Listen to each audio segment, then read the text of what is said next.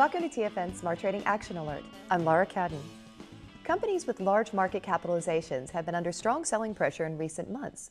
Talk of a negative economic outlook for the United States and horrendous losses reported by banks have resulted in billions of losses to investors. But how have small and medium cap stocks performed? Exposure to small cap stocks used to be a necessity if you wanted to build a strong portfolio and generate exponential gains. Small caps in particular have a history of outperforming mid and large cap stocks. From 1925 through 2005, for example, small cap stocks returned annual 12.6% returns, as compared to annual returns of just 10.4% for large cap stocks. I've invited SC Trading Pit editor Ian Cooper to talk about small cap trading opportunities. Welcome, Ian. Thanks for having me. How have stocks with small market capitalizations fared during the recent sell-off? Well, one look at the Russell 2000 small cap index, for example, shows that small cap stocks have been beaten silly, but that's okay though. Historically, if you look at a 5-year or a 10-year chart as compared to the Dow, the S&P 500, and the NASDAQ, small cap stocks have historically outperformed. And you think that's going to be the case here as Absolutely. They're going to continue to outperform the major indices. Is there a specific sector you think is especially strong? You can never go wrong with gold.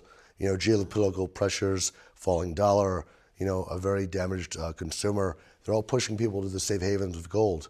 You know, as the Dow fell about 1% over the last 6 months, you had some gold stocks such as Great Basin Gold up close to 50% over those 6 months' time. So you can never go wrong with gold. Do you think that analyst attitudes are going to be shifting in the near future from where they have been? Well, unfortunately not. Big banks don't have a history of doing a lot of business with small cap stocks, which means that their analysts aren't doing business with small cap stocks, which means that their clients aren't doing it, and they're not getting the exposure that they should be getting. You know, for example, back in May 2007, we picked up on LSB Industries, LXI, and found that there was no analyst coverage. Here was a stock, you know, in the geothermal area, you know, an industry making $1 billion a year, and here you had this small $350 million company not getting any analyst coverage and not running. So we bought it $15 and watched it go to 30. Today, one analyst covers that stock, and there's still plenty of upside. But you know, a lot of clients and a lot of banks are missing out on that run. Are there other small cap stock recommendations you might have for us? Actually, we're looking in the emerging markets area. We're looking at Elixir Gaming, EGT. They have a lot of exposure to Macau and Las Vegas. They just inked a deal with 700 electronic machines for a casino.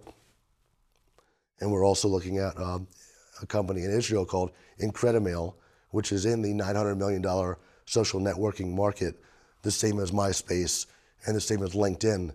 You know, they could have great exposure, and we're already hearing rumors of possible buyouts for them. Oh, that's fantastic. Yeah. And can I get you to write up a report about this Absolutely. for my viewers? You know I always ask. Yeah. Thank you so much. No problem, thanks. To read Ian's report that he'll so graciously write for me, outlining his recommendation, go to the homepage of todaysfinancialnews.com and look under the investment strategy section for this and other valuable investment and trading information. To learn more about SC Trading Pit, go to sctradingpit.com. Please join us next week for another opportunity for profits on TFN Smart Trading Action Alert. For Ian Cooper and todaysfinancialnews.com, I'm Laura Cadden.